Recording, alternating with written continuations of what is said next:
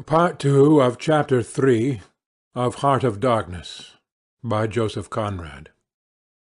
When next day we left at noon, the crowd, of whose presence behind the curtain of trees I had been acutely conscious all the time, flowed out of the woods again, filled the clearing, covered the slope with a mass of naked, breathing, quivering, bronze bodies.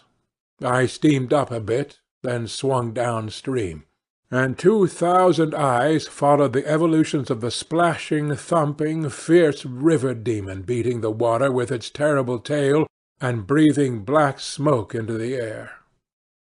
In the front of the first rank, along the river, 3 men, plastered with bright red earth from head to foot, strutted to and fro restlessly.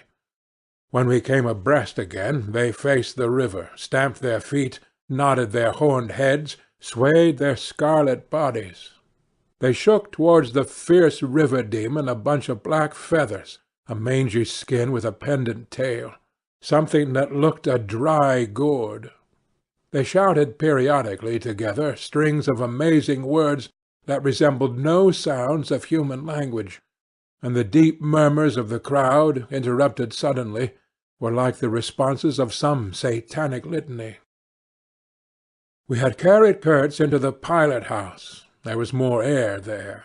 Lying on the couch, he stared through the open shutter. There was an eddy in the mass of human bodies, and the woman with helmeted head and tawny cheeks rushed out to the very brink of the stream. She put out her hands, shouted something, and all that wild mob took up the shout in a roaring chorus of articulated, rapid, breathless utterance. "Do you understand this?" I asked. He kept on looking out past me with fiery, longing eyes, with a mingled expression of wistfulness and hate. He made no answer, but I saw a smile of indefinable meaning, appear on his colourless lips that a moment after twitched convulsively. "Do I not?" he said, slowly, gasping, as if the words had been torn out of him by a supernatural power. I pulled the string of the whistle, and I did this because I saw the pilgrims on deck getting out their rifles with an air of anticipating a jolly lark.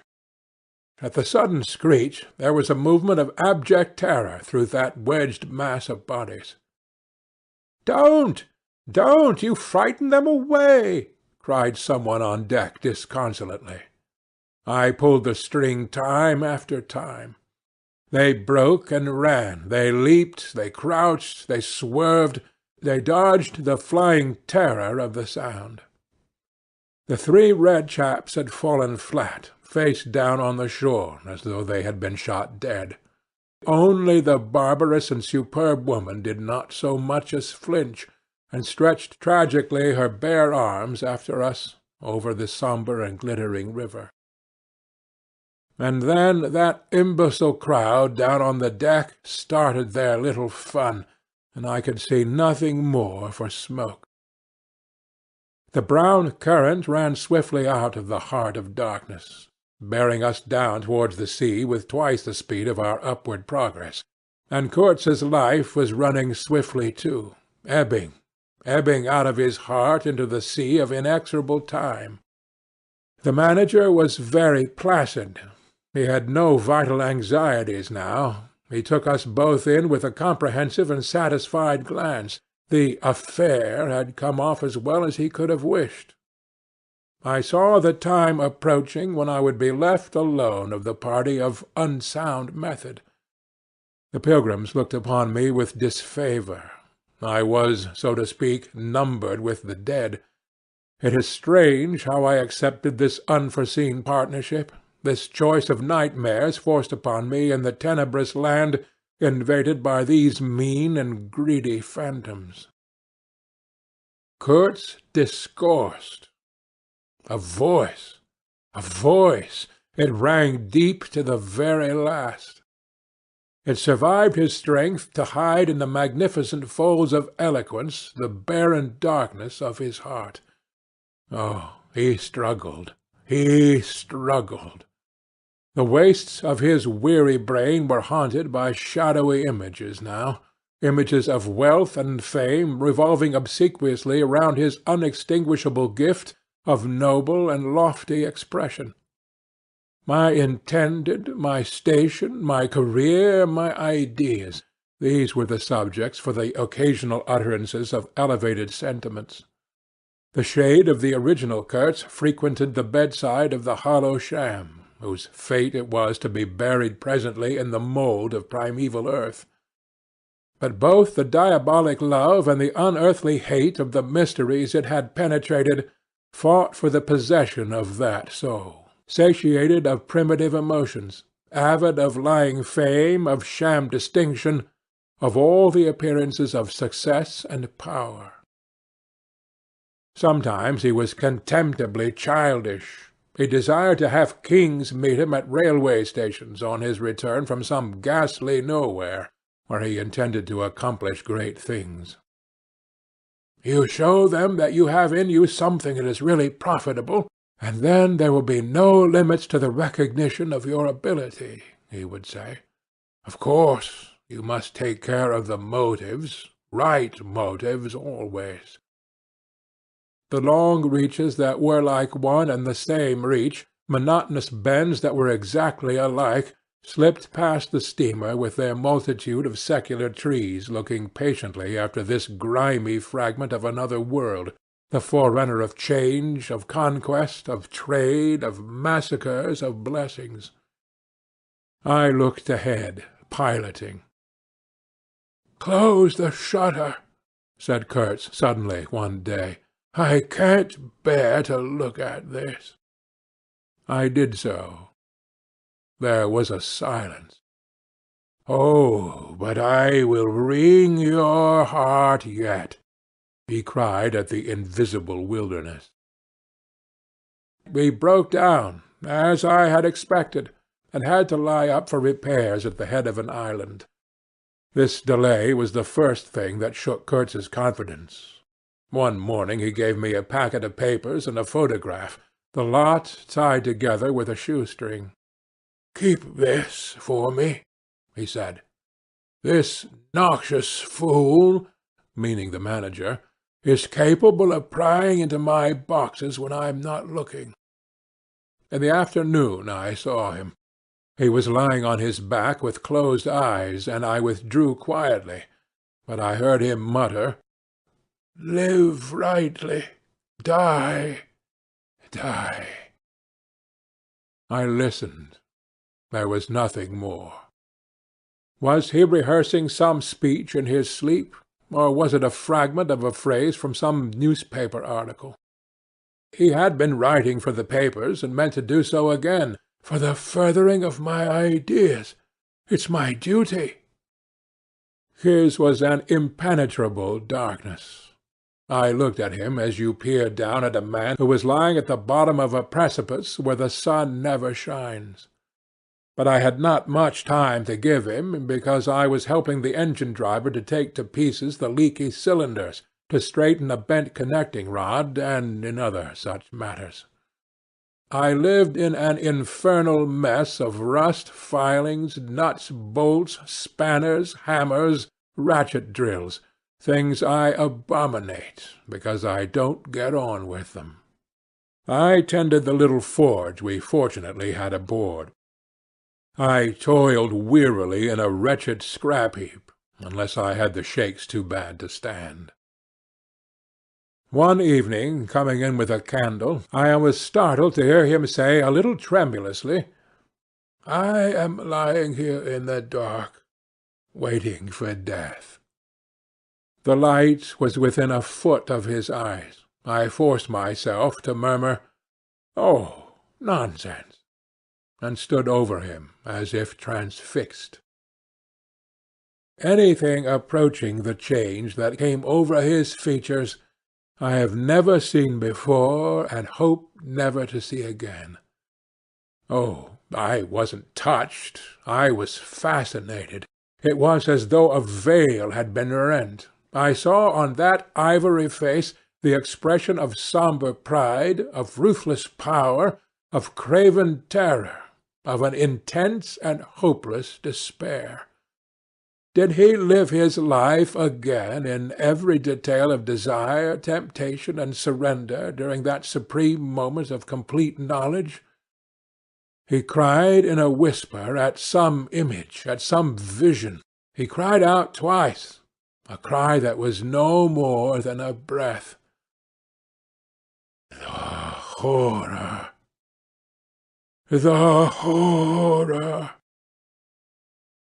I blew the candle out and left the cabin.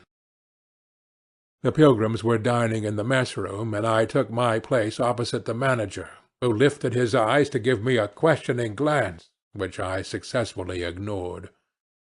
He leaned back, serene, with that peculiar smile of his sealing the unexpressed depths of his meanness. A continuous shower of small flies streamed upon the lamp, upon the cloth, upon our hands and faces. Suddenly the manager's boy put his insolent black head in the doorway, and said in a tone of scathing contempt, "Mr. Kurtz, he dead." All the pilgrims rushed out to see. I remained and went on with my dinner. I believe I was considered brutally callous. However, I did not eat much. There was a lamp in there, light, don't you know, and outside it was so beastly dark. I went no more near the remarkable man who had pronounced a judgment upon the adventures of his soul on this earth. The voice was gone. What else had been there? But I am of course aware that next day the pilgrims buried something in a muddy hole. And then they very nearly buried me. However, as you see, I did not go to join Kurtz there and then. I did not. I remained to dream the nightmare out to the end, and to show my loyalty to Kurtz once more. Destiny. My destiny. Droll thing life is, that mysterious arrangement of merciless logic for a futile purpose. The most you can hope from it is some knowledge of yourself. That comes too late, a crop of unextinguishable regrets. I have wrestled with death. It is the most unexciting contest you can imagine. It takes place in an impalpable grayness, with nothing underfoot, with nothing around, without spectators, without clamour, without glory, without the great desire of victory, without the great fear of defeat, in a sickly atmosphere of tepid scepticism, without much belief in your own right, and still less in that of your adversary. If such is the form of ultimate wisdom, then life is a greater riddle than some of us think it to be. I was within a hair's breadth of the last opportunity for pronouncement, and I found with humiliation that probably I would have nothing to say. This is the reason why I affirm that Kurtz was a remarkable man. He had something to say. He said it. Since I had peeped over the edge myself, I understand better the meaning of his stare that would not see the flame of the candle, but was wide enough to embrace the whole universe, piercing enough to penetrate all the hearts that beat in the darkness. He had summed up. He had judged. The horror! He was a remarkable man. After all, this was the expression of some sort of belief.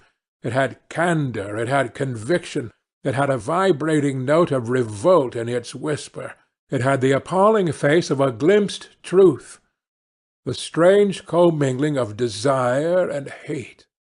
And it is not my own extremity I remember best, a vision of grayness without form filled with physical pain, and a careless contempt with the evanescence of all things, even of this pain itself. No, it was his extremity that I seemed to have lived through. True, he had made that last stride, he had stepped over the edge, while I had been permitted to draw back my hesitating foot. And perhaps in this is the whole difference. Perhaps all the wisdom and all truth and all sincerity are just compressed into that inappreciable moment of time in which we step over the threshold of the invisible. Perhaps. I like to think my summing up would not have been a word of careless contempt. Better his cry, much better. It was an affirmation, a moral victory paid for by innumerable defeats, by abominable terrors, by abominable satisfactions. But it was a victory. That is why I have remained loyal to Kurtz to the last, and even beyond, when a long time after I heard once more, not his own voice, but the echo of his magnificent eloquence thrown to me from a soul as translucently pure as a cliff of crystal. No, they did not bury me, though there is a period of time which I remember mistily with a shuddering wonder, like a passage through some inconceivable world that had no hope in it and no desire. I found myself back in the sepulchral city, resenting the sight of people hurrying through the streets to filch a little money from each other, to devour their infamous cookery, to gulp their unwholesome beer, to dream their insignificant and silly dreams. They trespassed upon my thoughts. They were intruders, whose knowledge of life was to me an irritating pretence, because I felt so sure they could not possibly know the things I knew. Their bearing, which was simply the bearing of commonplace individuals going about their business in the assurance of perfect safety, was offensive to me like the outrageous flauntings of folly in the face of a danger it is unable to comprehend. I had no particular desire to enlighten them, but I had some difficulty in restraining myself from laughing in their faces, so full of stupid importance. I dare say I was not very well at that time. I tottered about the streets. There were various affairs to settle, grinning bitterly at perfectly respectable persons.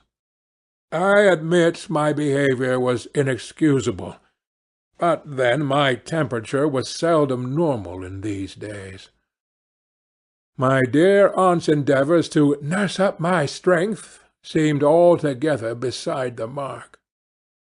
It was not my strength that wanted nursing, it was my imagination that wanted soothing. I kept the bundle of papers given me by Kurtz, not knowing exactly what to do with it. His mother had died lately, watched over, as I was told, by his intended. A clean-shaved man, with an official manner and wearing gold-rimmed spectacles, called on me one day and made inquiries, at first circuitous, afterwards suavely pressing, about what he was pleased to denominate certain documents. I was not surprised, because I had had 2 rows with the manager on the subject out there. I had refused to give up the smallest scrap out of that package, and I took the same attitude with the spectacled man.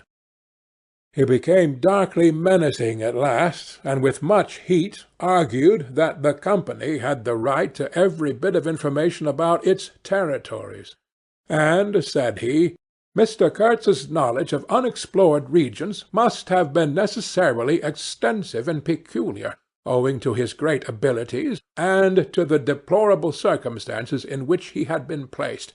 Therefore, I assured him Mr. Kurtz's knowledge, however extensive, did not bear upon the problems of commerce or administration. He invoked then the name of science. It would be an incalculable loss if, etc., etc. I offered him the report on the suppression of savage customs, with the postscriptum torn off. He took it up eagerly, but ended by sniffing at it with an air of contempt. "This is not what we had a right to expect," he remarked. "Expect nothing else," I said. "There are only private letters." He withdrew upon some threat of legal proceedings, and I saw him no more. But another fellow, calling himself Kurtz's cousin, appeared 2 days later, and was anxious to hear all the details about his dear relative's last moments. Incidentally, he gave me to understand that Kurtz had been essentially a great musician.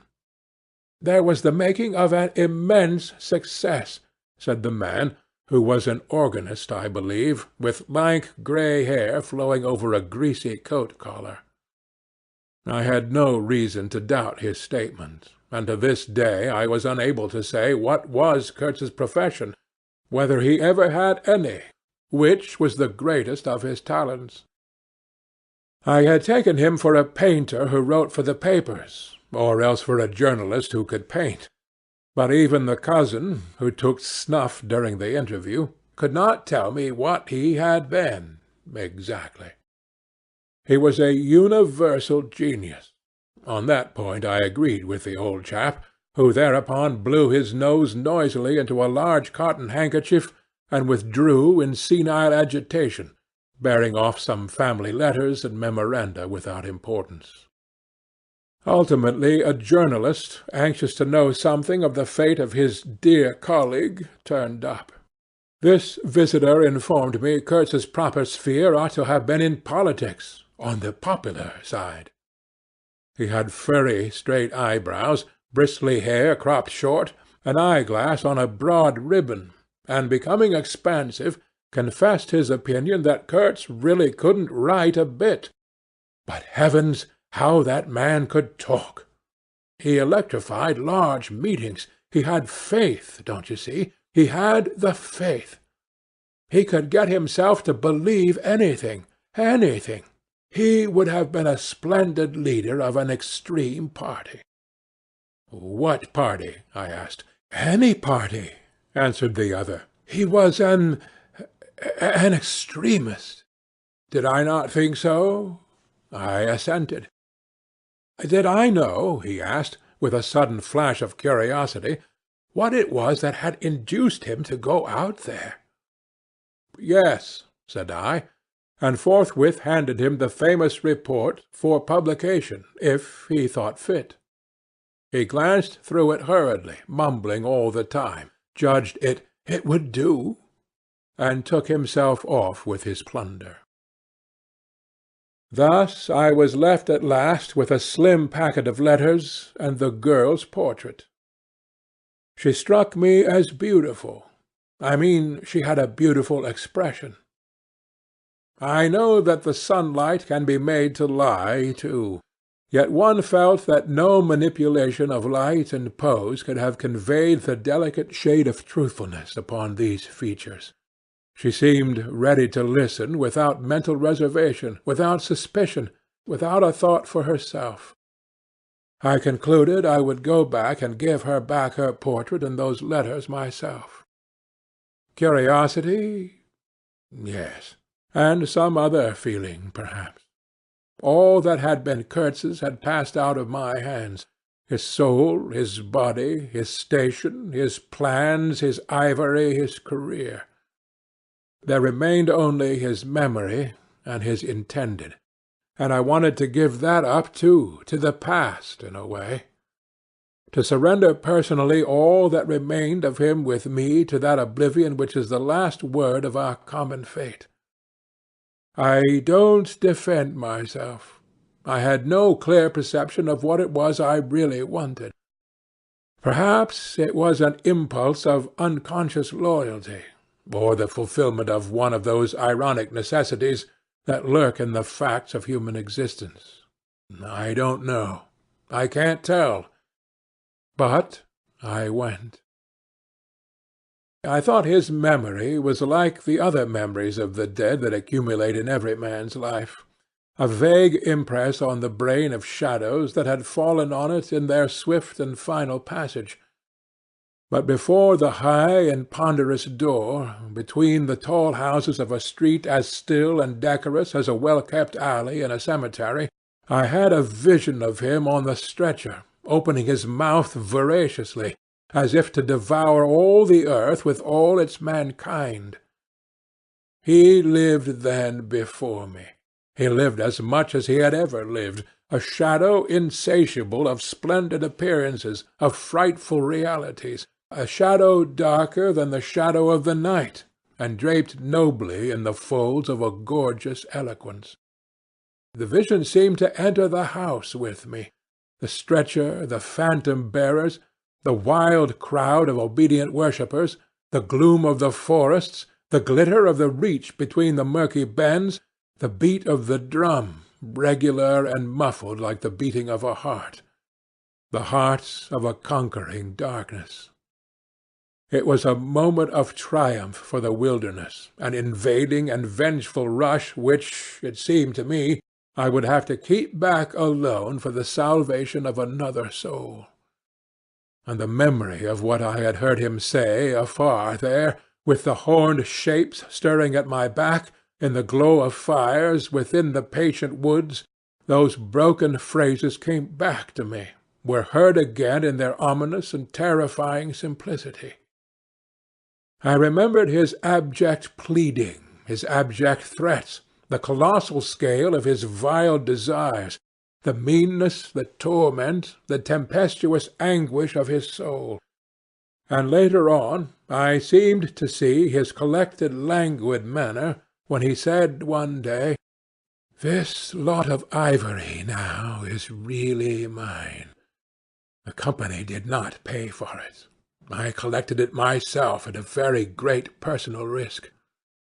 I am afraid they will try to claim it as theirs, though. It's a difficult case.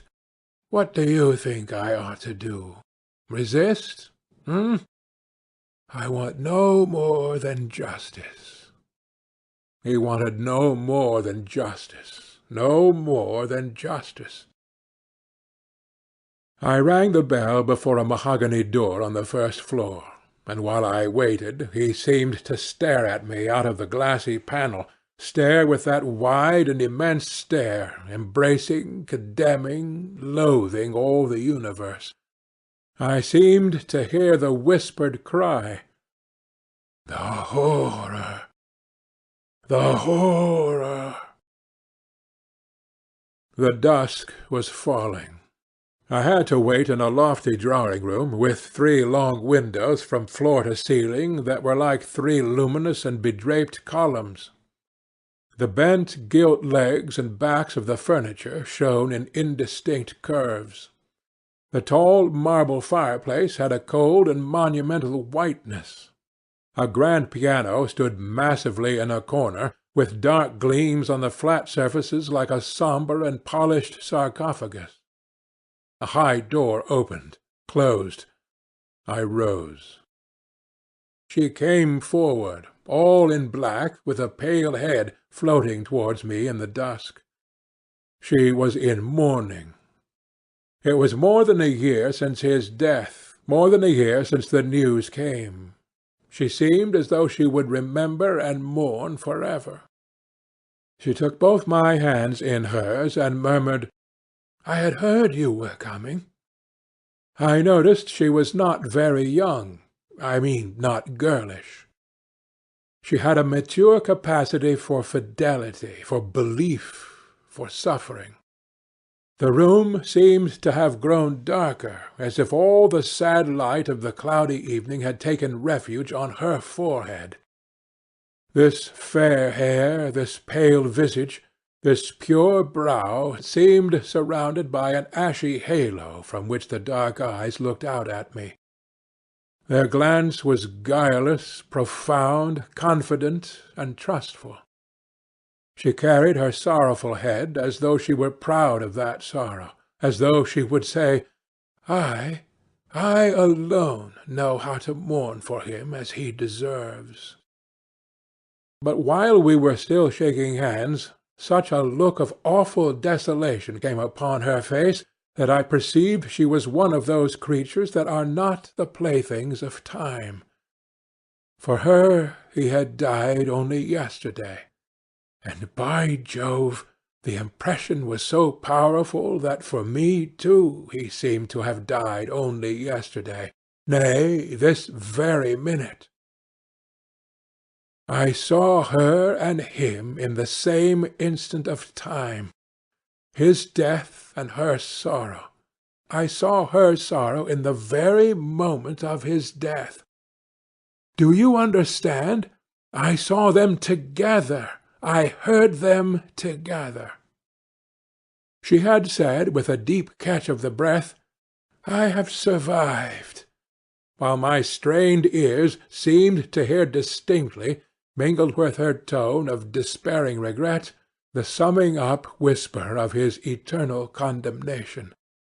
I asked myself what I was doing there, with a sensation of panic in my heart, as though I had blundered into a place of cruel and absurd mysteries not fit for a human being to behold. She motioned me to a chair. We sat down. I laid the packet gently on the little table, and she put her hand over it. "You knew him well," she murmured, after a moment of mourning silence. "Intimacy grows quickly out there," I said. "I knew him as well as it is possible for one man to know another." "And you admired him," she said. "It was impossible to know him and not admire him, was it?" "He was a remarkable man," I said unsteadily. Then, before the appealing fixity of her gaze, that seemed to watch for more words on my lips, I went on. "It was impossible not to love him," she finished eagerly, silencing me into an appalled dumbness. "How true! How true! But when you think that no one knew him so well as I had all his noble confidence. I knew him best." "You knew him best," I repeated, and perhaps she did.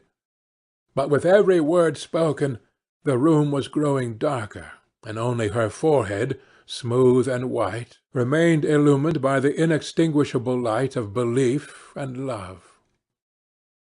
"You were his friend," she went on. "His friend," she repeated a little louder. "You must have been, if he had given you this and sent you to me. I feel I can speak to you, and, oh, I must speak. I want you have heard his last words, to know I have been worthy of him. It is not pride. Yes, I am proud to know I understood him better than any one on earth. He told me so himself. And since his mother died, I have had no one to. I listened. The darkness deepened. I was not even sure whether he had given me the right bundle. I rather suspect he wanted me to take care of another batch of his papers, which, after his death, I saw the manager examining under the lamp. And the girl talked, easing her pain in the certitude of my sympathy. She talked as thirsty men drink. I had heard that her engagement with Kurtz had been disapproved by her people. He wasn't rich enough, or something. And indeed I don't know whether he had not been a pauper all his life. He had given me some reason to infer that it was his impatience of comparative poverty that drove him out there. Who was not his friend who had heard him speak once? She was saying. He drew men towards him by what was best in them. She looked at me with intensity. It is the gift of the great. She went on, and the sound of her low voice seemed to have the accompaniment of all the other sounds, full of mystery, desolation, and sorrow, I had ever heard.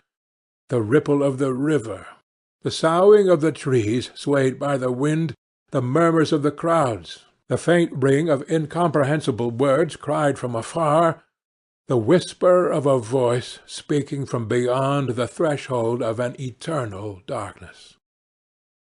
"But you have heard him. You know," she cried. "Yes, I know," I said, with something like despair in my heart.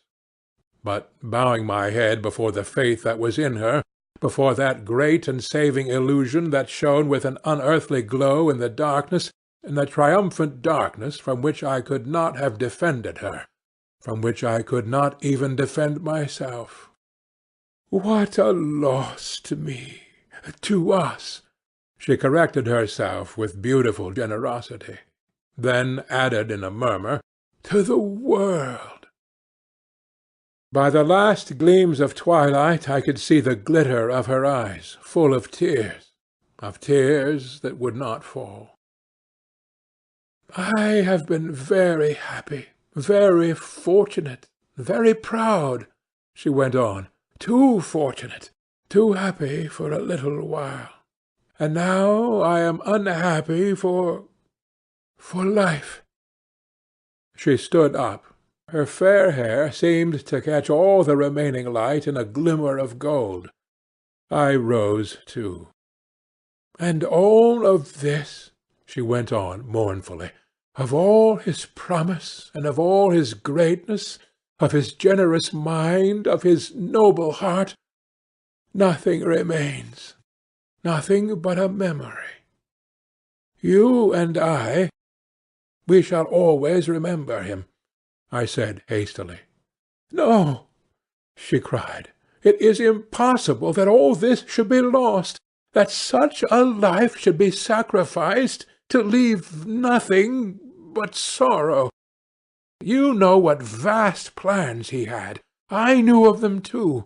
I could not perhaps understand, but others knew of them. Something must remain. His words, at least, have not died.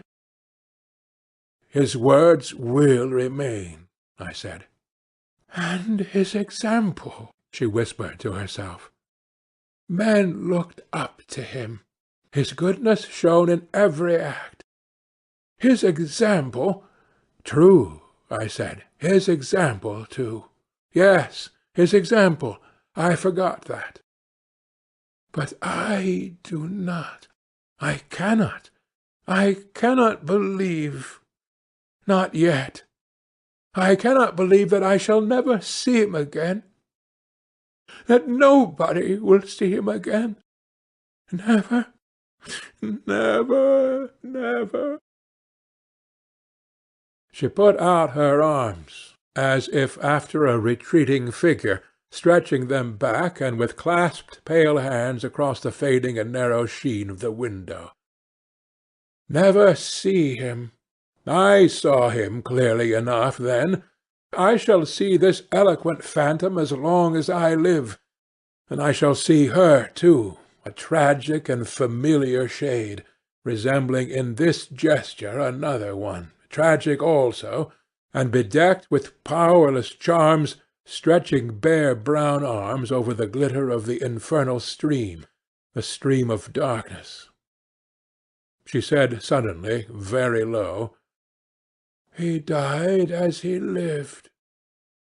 His end, said I, with dull anger stirring in me, was in every way worthy of his life. And I was not with him, she murmured. My anger subsided before a feeling of infinite pity. Everything that could be done, I mumbled. Ah, but I believed in him more than any one on earth, more than his own mother, more than himself. He needed me. I would have treasured every sigh, every word, every sign, every glance. I felt like a chill grip on my chest. Don't, I said in a muffled voice. Forgive me. I have mourned so long in silence. In silence. You were with him. To the last, I think of his loneliness. Nobody near to understand him as I would have understood. Perhaps no one to hear. To the very end, I said shakily. I heard his very last words. I stopped in a fright. Repeat them, she murmured in a heart-broken tone. "I want something to live with." I was on the point of crying at her, "Don't you hear them?" The dusk was repeating them in a persistent whisper all around us, in a whisper that seemed to swell menacingly like the first whisper of a rising wind. "The horror! The horror!" "His last word, to live with," she insisted. "Don't you understand? I loved him. I loved him. I loved him." I pulled myself together and spoke slowly. The last word he pronounced was your name. I heard a light sigh, and then my heart stood still, stopped dead short by an exulting and terrible cry, by the cry of inconceivable triumph and of unspeakable pain. "I knew it! I was sure." She knew. She was sure. I heard her weeping. She had hidden her face in her hands. It seemed to me that the house would collapse before I could escape, that the heavens would fall upon my head. But nothing happened. The heavens do not fall for such a trifle. Would they have fallen, I wonder, if I had rendered Kurtz that justice which was his due? Hadn't he said he wanted only justice? But I couldn't. I could not tell her. It would have been too dark altogether. Marlow ceased, and sat apart, indistinct and silent, in the pose of a meditating Buddha. Nobody moved for a time. "We have lost the first of the ebb," said the director suddenly. I raised my head. The offing was barred by a black bank of clouds, and the tranquil waterway leading to the uttermost ends of the earth flowed sombre under an overcast sky, seemed to lead into the heart of an immense darkness. End of Heart of Darkness, by Joseph Conrad.